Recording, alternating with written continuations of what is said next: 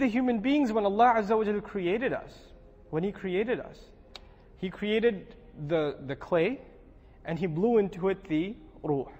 And the clay that He created, the soil, we were created from material that belongs to this earth. You could call it organic matter nowadays, right? What are the things that we desire in this world? All of them come from the earth, right? We desire companionship, wealth, food, etc., shelter. All the things come from this earth. We were created from this material, and all of our needs and desires are also made of this material. Okay?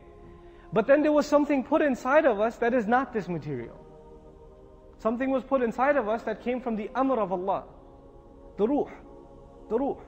It is not from this material. Now the body feels hungry and the food comes from where? The earth. Because the body is also from the earth. But then Allah put inside it a ruh. But the ruh is not from the earth. It came directly from Allah and it also feels hungry. And when the ruh feels hungry, where does it food has to come from? What's the only food that will satisfy it? The only food that will satisfy it is that comes from revelation. Right? So this is a profound philosophical, if you will, reality of the human being. We're made up of two things. And these two things are in conflict like night and day. These two things are in conflict like the sun and the moon. They're very different things. The body wants its own things and the ruh wants its own things. And they're pulling the human being in two opposite directions. They're pulling the human being in two opposite directions. Now, traditionally there have been societies of imbalance. One imbalance is a society that is completely immersed in pleasing itself. Their whole concern is what? The body or the ruh? I won't even say soul. The body or the ruh? Their concern becomes the body. How do you beautify it? How do you give it more luxury? How do you please it more? How do you give it more fame? Etc., etc., etc. And when this balance occurs and you're overfeeding one, what are you doing to the other? You're starving it and choking it. You're killing it. And on the other hand, there was another extreme, for example, in the Christian tradition, especially the Catholic tradition, of monasticism, right? And becoming monks. What you do is the body is evil. Its desires are evil. We're not going to get married. We're not going to wear comfortable clothes. We're going to keep ourselves in pain. Right? This even happened in Muslim tradition. Some of the ulama, they would wear, or I don't know if you'd call them ulama, but they would wear really uncomfortable clothes that would like cause irritation on the skin. And they would say, this is because we don't want any pleasures of this dunya. I guess the heart was in the right place, but it was a little too far in the right place.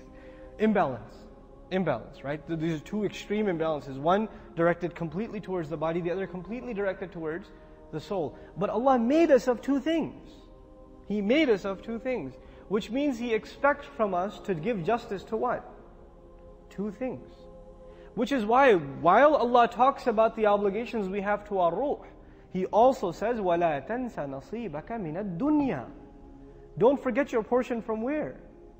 This world. Worldly life also. The obligations you owe in this world and the rights that are owed to you. Don't forget them either. So we're this composite of two things. Now if I had a chart, I'd give you a little bit of a diagram. I want to paint this picture because this is one of the most important places in the Quran where this picture should be painted. You know, at the center of the discussion of Iman and Kufr is the word qalb, heart. That's the word, at the center of this discussion in all of the Quran. And Allah says that the Quran is the location, and I'm talking about the Quranic version of human personality now, okay? That's why I'm bringing this up. At this location, Allah mentions a few things. He mentions diseases, right? Diseases that are in the heart. So, fi qulubihim maradun, right? That's mentioned also. In this heart, there are also mentioned desires. Fears are mentioned here. Love is mentioned here, right? Hate is mentioned here. Anger is mentioned here. Jealousy is mentioned here. So emotions are also mentioned, associated with the heart.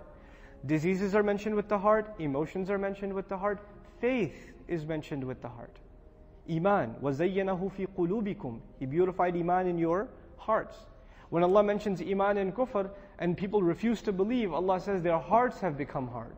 ثُمَّ قَسَتْ قُلُوبُكُمْ. Hearts have become hard. So Iman and Kufr is inside the heart. Desires are inside the heart. Emotions are inside the heart. Diseases are inside. This is really the center. This is the center. Now what are the things that affect this heart? This heart has, you could say it has two influences. One influence is from the needs of the body, and the other is the needs of what? The soul, right? If it listens to the body the whole time, what happens to the heart? It becomes hard. If it listens to the soul the whole time, it is doing injustice to its body. There's another imbalance. There's another imbalance. Now, what influences, these two influences that are trying to win over this heart? The heart is the territory, and you have to share this authority, right? This is the castle you want to win over. And both of these sides are fighting inside of us, right? How do they both advertise to the heart? Allah Azza wa Jal mentions, Inna sam'a wal basara wal fu'ad. Hearing and listening, hearing, listening, and seeing. And then He mentions the heart. So how does the message of the world, the bodily desires, how do they enter us? How do they reach us? Either we see what we desire or we hear about what we desire. And how does the needs of the ruh, how do they reach us? We see the truth and we hear the truth, right? So these two mediums are the ones by which the truth is coming to us. Also falsehood is coming to us. Now, revelation is called light. Revelation is called light. Iman is also called light. There's a light inside of us, which is the fitrah that Allah created us with, and there's the light of revelation. When you hear the revelation, it's like, even though it's hearing, the image is that of light entering inside of you. Revelation is light, so light has entered inside of you. And what's already inside, if you're a good person, your fitrah is still intact. Light is inside of you. So when these two lights come into contact, Surah An-Nur describes it and it says, Nurun ala nur. Light upon light. The light of revelation and the light of goodness that's already inside of you, inside your heart. Right? These are the two lights that are meeting. Now, in describing this conflict, the word for the Qur'an is nafs. This conflict that we just talked about, the word that describes that conflict is the nafs. The nafs is being pulled in two directions. When it goes too far in one direction, it starts feeling bad. It starts feeling bad. So it becomes a nafs al-lawwama, a blameworthy nafs, a guilty nafs. Then it pulls itself back and makes tawbah and istighfar and returns to a balance. And what does it become again? A nafs al-mutma'inna, the tranquil conscience. The conscience at ease. The conscience at ease. But it never stays that way. It's constantly being pulled towards the direction of the body. Now what are we exposed to more? Is more of the desires of our body being advertised to us, or more the needs of our soul, our ruh, being provided to us?